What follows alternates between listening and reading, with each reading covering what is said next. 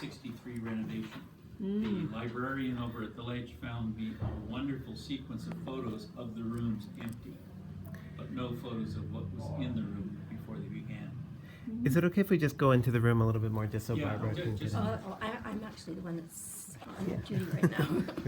So, on tours and for interpretation, this is the room I usually gather people in, and historically, volunteers have done that here. It's a hands-on room. They can sit on anything. They can play the piano. They can pick up the 3D viewer.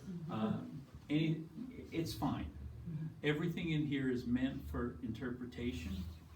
Original, the fireplace is original. It's metal.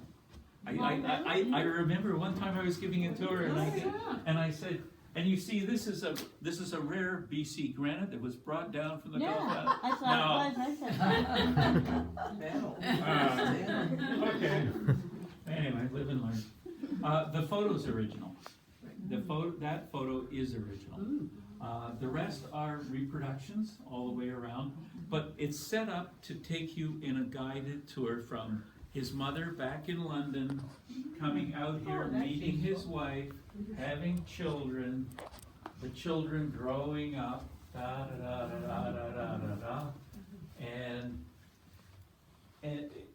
end of life stage. And there's Dolly and the dog. And somebody here probably knows the name of the dog. I always forget.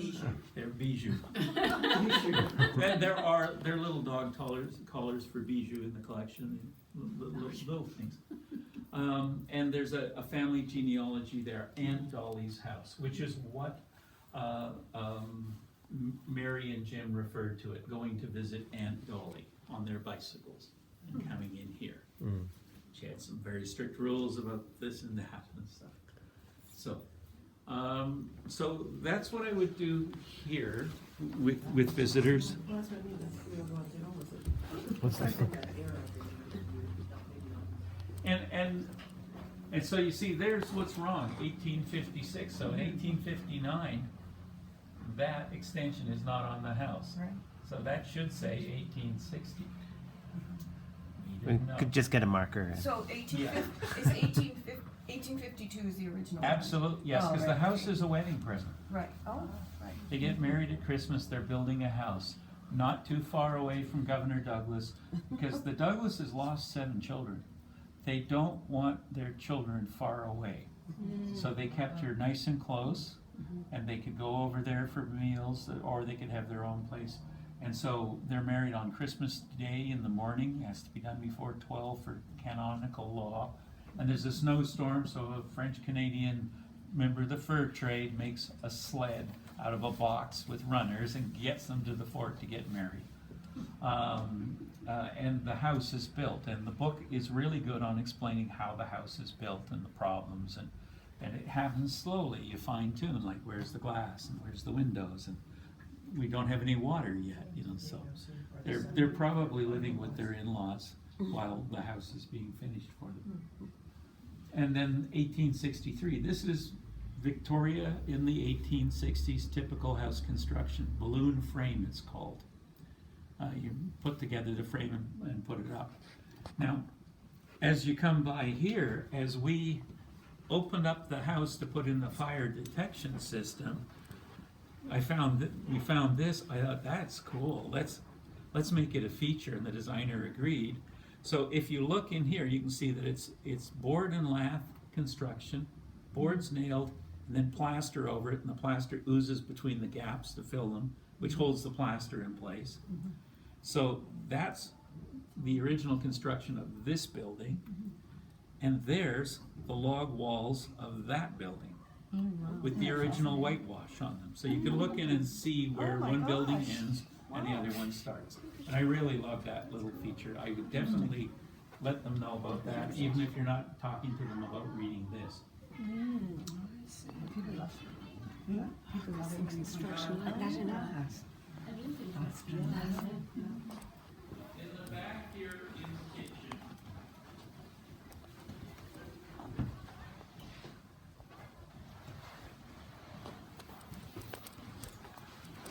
Almost everything here They came from our collections, but they're for public education purposes. They can be handled. There's a wide range of material to do with interpretation, which is usually how you would help your parents with cooking, with laundry day, those sort of hands-on materials. So we've got ice cream makers, butter churns, wash day with a hand agitator. That particular agitator is actually designed so that you could take it apart and put it on a mule and go up into the mountains to your log cabin and have a washing machine by the lake without electricity. What is the date of that? Do we have any idea? No, of the we date? don't. We don't. The handle on the end comes off and So goes how out the does other an side. agitator work in Wait. Oh, thank you. Agitate, agitate, agitate, agitate. You can probably swing the, You have one like This that? is something a child could do. And then, because we have all of these unusual implements around here, the tablecloth is designed as a teaching thing, so you can match what you see on the wall and find it here a little bit. There's even a pump vacuum cleaner that uses leather and such. Really. And I always love the tables. Yeah, that's right. Yeah. Yeah. They did that in their lost cottage and soup. They have And big this is a pieces of pizza access lifter, by as the well. way. I've been What is told, that for? many times I've been told this is a pizza lifter. So that's for beating rugs. Yes. We hope nobody else. Yeah, now the floor here, this was Kate Kerr's project in our exhibits. And early floors, when you had wooden floors, there was spacing between the boards, houses would get cold. The one thing that you had often in a port were surplus sails. Like a sail would get torn, they wouldn't stitch it up and put it back on a ship, it'll just rip again. So canvas was put down on the floor and tacked down all the way around as the first carpets. And that gave way to early linoleum, and even early linoleum was designed to look like a fake carpet and didn't go all the way to the edges and had a pattern on it. So this is designed to be of the style of a canvas floor with stencil work that Kate came up with the pattern, did some exploration, figured out that we're going to have this stove, which you see doesn't enter the wall, even though there is a chimney there. And it gives you the idea that these are coal powered, this is how you heat your water, this is the energy center of the house, which was another sort of school program thing we worked with. There are items over there for candle making, examples of irons. The safety issue here is the sat iron, an Anglo-Saxon word for heavy. And that's the risk, okay? So this is not something you let kids play with, or even adults. But the idea really would be that you could then put it on another one when this one was full and swap, you would have a number of them. And a set of sat irons would be a typical wedding present of the 19th century. What's really interesting is one of the most successful sat irons was the invention of a woman, and she became a millionaire on her invention of a better ironing system. Well, Good for her. And then the stove, I like the fact that you can open it with your foot, you can open the oven Yes. with your foot. Yeah. On either side. And you can enter from both sides. Because you're doing this with hot water or cold water. Most of the rest of this is pretty straightforward. industrial irons are so I bought one of these in James Bay when I was a student, and it's a potato ricer. A lot of people don't see those, and I boiled the little potatoes, put them in, and it jammed because I didn't take the skins off. So you have to take the skins off, then you boil your potatoes. And when you finish, it looks like a big bowl of rice, put gravy on it, and people are actually quite confused because they think it is rice.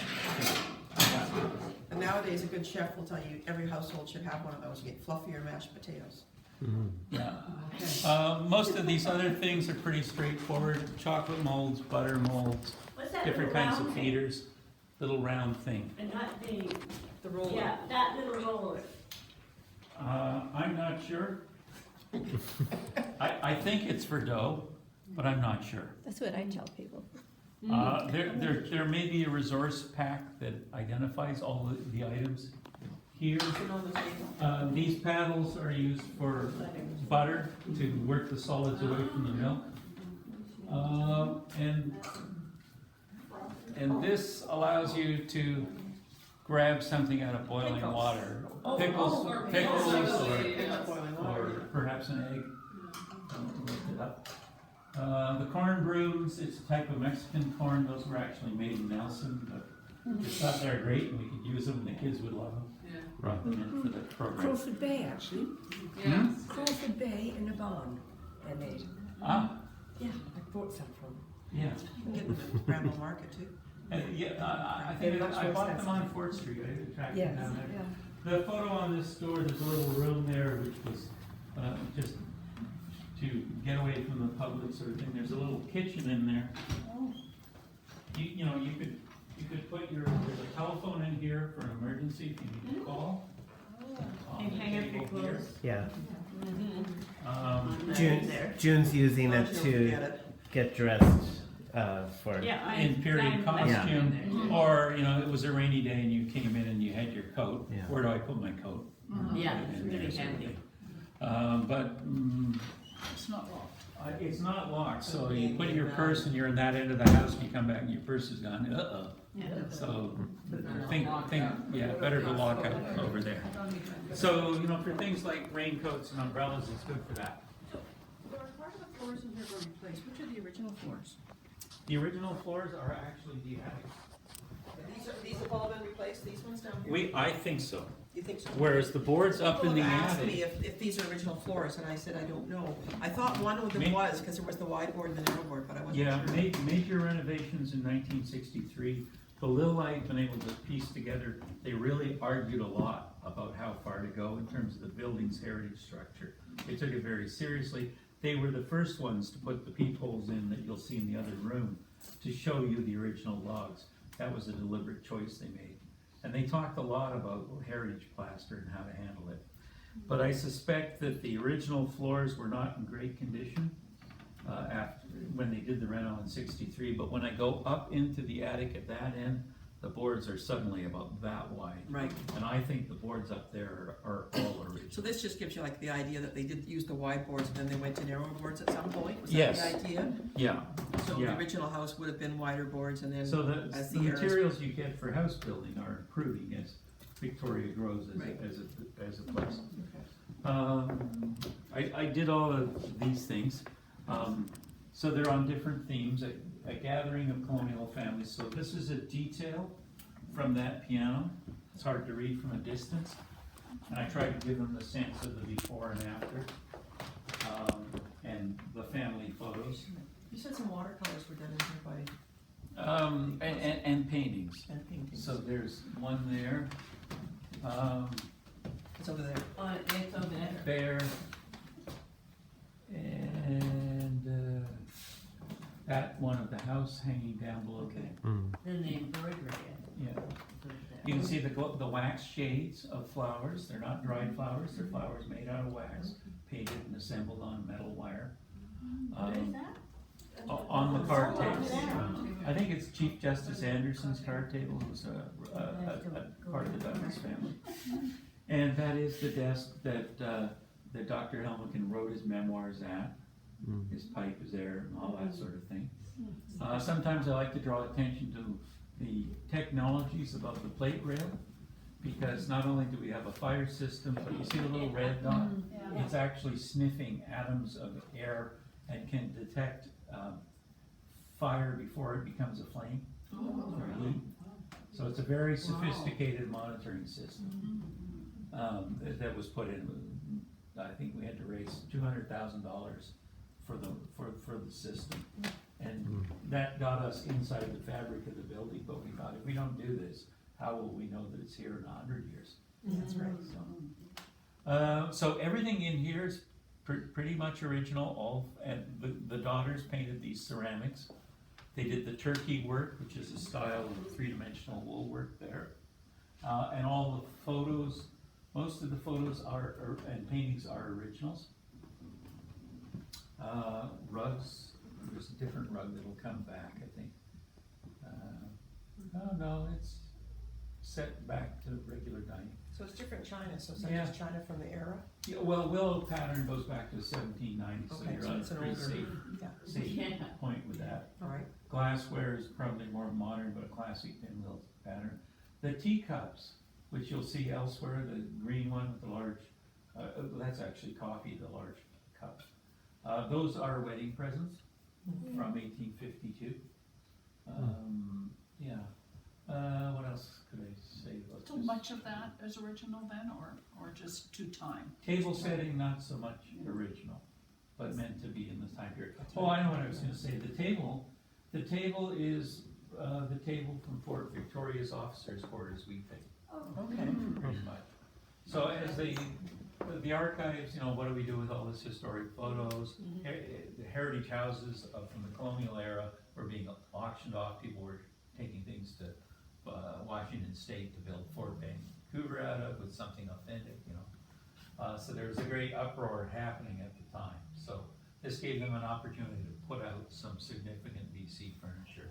And they talk about it in the annual report from the archives. And now you're entering into the original house here. I do a little panel here on the different time periods in which it was done. The fire suppression in 2011. This middle section is really done, and we'll go in here. It's really done to provide 2 bedrooms for the boys and the kids. And I have 4 kids who are growing Chinese house servant. They need more room, and that's done upstairs. And it gives them the dining room as well. There are light switches which are in the front hall, they're off right now. Yeah, Eileen is going to turn them on. Yeah. So everything in this room, the medical chest normally sits here, but it's out in the families exhibit. We're talking about traveling the families exhibit, but one of the things we've been talking about is the medical chest is too complicated an object with glassware and chemicals to send it on the road.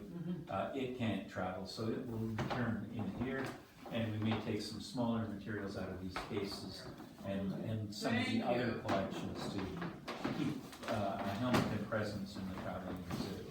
But again, if you are working here or you are up in the families exhibition, it's a great connection point Yeah, to say that it's usually here, but it's up in the families exhibition. so you can point to this panel which explains the voyage out and where they had to go. There's Antarctica's ice sheet here. And how they got here and what happened on it. Smallpox outbreak, 20 cases. Very slow to get around Cape Horn because of the winter storms. Complaints, scuffles. By magnet? No, there's small anchors that go in. And then These are a little bit lower. well, there'd be a case limit. The case is usually that high. So you'd be standing about here, so the Oh, idea okay. was It's easier to see. Yeah, there's an advantage of not having the case because you could see that a little yeah. better. Yes, That's about yes. a children's Too small, we house, can though, you know, hardly- that's- and it's Oh, so yeah. big, and you can't even read it, so far away. Yeah, but if the children were here, there'd be content for them right at this level. Yeah. So this is the original house. The footprint is, how many rooms? Is this part of the original? It's this, one. that's the front entrance, Right. and that's very French Canadian. I was in a French Canadian 1870s workers' house in grad school. And you walk into that foyer, and there'd probably be heavy velvet curtains around there to keep the winter cold in the outer room. Then you enter into the rooms, and the low ceiling is for that reason, to keep the heat in. So there'd be a bedroom, one of these rooms would be a bedroom, one would be a kitchen? Two bedrooms, this would be their living room, dining room, that would be their front area, and there'd be a little bit of storage on the side. So where would the kitchen be in the original house? They would have an exterior kitchen, or they would cook here, but most likely they went to the Douglases. Oh, So, you go for dinner, Mom. so by 1860s, with a growing family, they need room, so now they have a dining room. Dining room, but the kitchen's probably still outside. Kitchens are, if you can, you leave them outside because you don't want you want to be able to cook in the summer, and you don't want a fire in the kitchen destroying the house, so yeah. it's always like a little further away if you can. And this Where door, was the door that we saw? It's Oh, right it's inside the there. Oh, it's bedroom. in the bedroom. Oh, yes, okay. That'd be curious. Thank you. so that would have been a back door? Yeah, Or I guess if you wanted to get to the kitchen that was out there. Yeah, So I right. think That would be your way out to your or if you're outdoors. going to the Cecilia's outhouse in the middle of the Yeah, night, Yeah. Would you actually, wherever that outhouse Right. would you is. even go to the outhouse in the middle of the night? I don't think so. Do they have a No, chamber you have pot? to Oh, get yeah, a chamber chamber pot, pots, yeah. You might So- fall in the middle of the night, you never know So what's my out there. question would be, so when the second part was built, and they would have a big gathering, and they had an outdoor kitchen, they would come basically through that door, Oh, maybe this. No, they come in through this door. from cooking. Cooking. Then Oh, is that from cook out cooking, there? yeah. Because there's one photo where we have the Chinese cook, and then, Yeah. remember the one. And so that would make sense to me, like flow. Yes, but at the time of the family photo of them using the dining Yeah, room, yeah. the extension's been built, so now the kitchen's over there. Oh, okay. You know, I've But entertained the- much the- out of this house Yeah. in the early years. I There is would- some discussion about they're having a dinner and that the Douglases were sending over their Chinese cook to help and something to be cooked just next door and just carried over. Yeah. yeah, But there yeah. wasn't a kitchen with the first extension though. No. It would be the No. last extension. Yeah. Right. But that's 1883. Right. The other thing, there was a door out of that dining room that would have gone to outside. Yeah. Yeah, which would, if you were coming from the Douglases or for something else, you might have come in that door rather than that door. Provided that the third part was already built. The Douglases Oh, no, would be before over here. the, There. Before after about 1860, Like where the there's, IMAX is there's right all now. of this Oh, I up see. to that door. Yeah, And then from 1860 to 1883, Just that. that's the outside wall. okay, yeah, right. So there probably was no, that was the door, and that was the door. Yeah, that would be the main door Yeah, Still. on Elliott Street. yeah. So. And as you talked about, sorry Lauren, you talked about this room in particular where there was the sort of debate on how it looked, and there's that original photo of Which is 1940. here on the panel. Right. Yeah. We honestly don't know who slept in that room. Somebody- So we used it as an opportunity to create a space to talk about Cecilia, a good mother and wife, and there she is with her mother and her sister, and we made it into Cecilia's. her room, which has a connecting door to the room that Dr. Helmcken stayed. And it has a lovely heating cabinet. The Yes, heating which cabinet. you People can love see that. around the People corner. love that part. Yeah. The chimney's really interesting because it's a triangle shaped chimney. It has a heating cabinet. It has 3 hearths, one in each room. That's when you were allowed. Which is That's the great. door They're open, not and you allowed put to your build sheets this in like their there. mothers, maybe he disturbed them. And the fireplace is here, so One in it's that bedroom and one in that right bedroom. here. All on the same thing going on. Well, they were all the same, connected on the way up, Yeah. so like a heater idea, that sort of. Yeah. So that warmed up all the sheets and things. And right from the start, Very there's important coal this up climate. at Fort That- Beaufort, so you've got coal as a heating source. You usually brought down coal ships. My mother and dad had a place over in Swanton, and they had a fireplace that had venting that went into the bedrooms and whatever, so the fireplace actually had the other rooms. Yeah. And so, yeah, so it was like a multi-use in the middle of the house. So, I love you, sir. things I mentioned very quickly in passing, you can see the original logs, you know, the ones on that side, whitewash on them, the way it was painted before the extension was done. These ones, they're the logs, but there's lath put over them, so they were never painted, so you can see the originals on both of them. The white on that one isn't rot, it's salt in the wood coming to the surface. I mentioned a few little things. There's his letters. These are reproductions about Confederation. There's a cup from the Francophone Society. Wedding presents over there. The electrical machine, the chloroform, and the nitrate of ammo. This is his mahogany invitation in the middle there. That's this little one here. Mahogany one that- These are the obstetric forceps, which were a new innovation in childbirth. At the time he went through medical school, that had been a royal prerogative. Yeah, you see, he was trained in midwifery. Yeah, That's why he had, midwifery and diseases of women. yeah, Yeah. so that's why he had a fetal coat. Yep. And when you say royal prerogative, For 200 years, only the monarch used obstetrics, forceps, and nobody else in the profession knew they even existed. wow, They were so is kept the a royal secret. the royal doctor only, reserved for royal babies only? It's It only can with, cause a it's lot only of with Queen problems. Victoria that forceps become commonly known as a good way to deal with a troubled birth or to turn a baby in the womb. They come in two parts, right? So you put one in this way and one in that way, and then they walk on a hinge, and now you can move the child and extract the child. Yeah. Now, here's the full heater. You saw the photo, I was just showing the glass cupping thing. Well, as we did the inventory, when we did this, we found the base and we found the pump. So there's the whole mechanism for doing cupping to reduce swelling by giving an outlet for blood and a little switchblade scarificator. But cupping is revived again. I mean, people. It's still done, and as are leeches.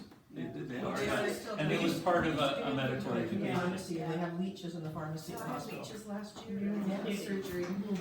And here's a prescription that he did for Governor Douglas. So he did medical advice for the family, Yeah. irrigation. I had a surgery, and it was to get the blood out. And a few things to do with corn. Not that one, but that's a full surgical kit, but that's, yes, it would. The amputation. That's an amputation, so, yeah. Yeah. Whereas that's the corner. Sounds awful. Well, you have to No, do that. didn't he get an amputation center, which is what And the kids always ask that they, from guys, they go right to that Yes. saw and say, what And is he that It says for? there. First junior surgical Yes. reports. Yeah. And here's And And here's the smallpox Yeah. My father had inoculation. that because he had marks all his life here. Yeah, there's the paragraph about, he Yeah. vaccinated 500 Aboriginal people in the following They have weeks. to do it, they, you know, when Um, anything. Didn't do my father any brain damage. And he's associated with 4 different hospitals. So in terms of the history of medicine, he's important for founding of hospitals, for treatment, for dealing with the first public health crisis, which was the smallpox epidemic, and instituting measures there. The decision on forced removal was made by the police department. We didn't have a public health officer. So there's all of that. Well, I told you that stuff a whole bunch. This case, Cecilia's sewing machine, is interesting because it's one of the earliest known examples of a sewing machine. It's not the first one, but it's really uncommon and really expensive, and he bought one for his wife.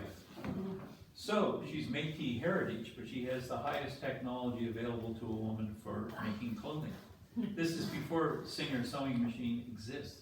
And at the same time, she's doing embroidery and traditional Cree needlework for her husband and for her kids.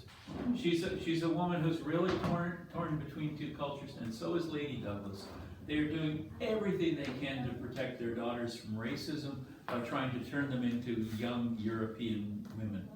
No matter how they look in their physical First Nation body type, but they're really nervous about this. And Lady Douglas is quite right, because as this becomes more and more an English colony through the 1880s and 1890s, she might be the wife of the dead governor, but after all, she's still an Indian woman. And she's very marginalized, and she finds the whole generation in which mixed race marriages ran the government, ran the fur trade, and were the most powerful people in the colony. All her friends die off, and she becomes a woman on her own, who's marginalized by people who bring racist attitudes with them as immigrants, right? She's not very English, you know, is she, Nigel? You know, sort of thing, right? Yes. So one of the most, to me, one of the most glorious little moments is, people start petitioning and they keep opening later and later censuses. And then one day I went, I wonder what it says about the house in the 1921 census. It's open now, I suppose I could look. I haven't looked, I should look. And so I looked, and Dolly's living in the house. And I started looking because I heard about the Chinese house servant. I'm starting to look for him in the earlier censuses. There were two, at least. There's an older gentleman who goes back to the gold rush, and then a younger guy, and then we don't know what happened in World War I. They're just not there. They can't afford them. They go somewhere else. Who knows? And also, after the doctor dies in 1920, perhaps there's a social perception that she should not live in the house with a Chinese male in the 1920s as a single woman, no matter how elderly, right? So I don't. So I look in the 21 census, and there she is. Her housekeeper, though, now is an Irish woman born in Ontario. In her 70s, who I've never heard of. So out goes the Chinese houseboy, and in comes the elderly Irish woman, or maybe she's just somebody who needed a place to stay and was a companion. Don't know. But the census taker is asking lots of questions, and they're asking about religion. I start discovering that Dr. Helmcken is always telling the census taker that he's agnostic, which for a Lutheran, Yes. wow, that's quite a political statement in the 19th century to say agnostic, especially when you're affiliated with all these religious hospitals. Yes. And you're a friend of the bishop of one of the Protestants, and you're a friend of the Roman Catholics, etc. So I thought that was interesting, and maybe that has to do with the loss of his wife. I don't know. But Dolly is asked about ethnicity, and she says Indian. Oh, Acknowledging her mother and her grandmother, which in 1920 is you don't do that. You don't say that, because Métis in Manitoba in 1920 is not a good word. It's a founding people's word today, but it wasn't in the 1920s. So I found that really interesting that she chose to self-identify with her mother and her grandmother's First Nation heritage. And Martha Douglas also starts publishing her own version of Indian Tales of British Columbia, which is a very early book, in which she says she's doing creative fiction, but she's also referring to the fact that these are stories she heard from her mother, who told her to don't repeat them to outsiders. And she also has friends in the Cowichan tribe, so when they sell their house, which is up Government Street from the Fannin Tower, she moves to Shawnigan Lake and remains friends with a lot of Cowichan people. So is this cultural appropriation? Or is this an expression of self-identity that the rest of the world is not very interested in at that moment in time? So it's kind of an interesting one. But what she says to the census taker, I think that's very interesting. It's a personal and political statement. And of course, it's supposed to be kept secret. I mean, when those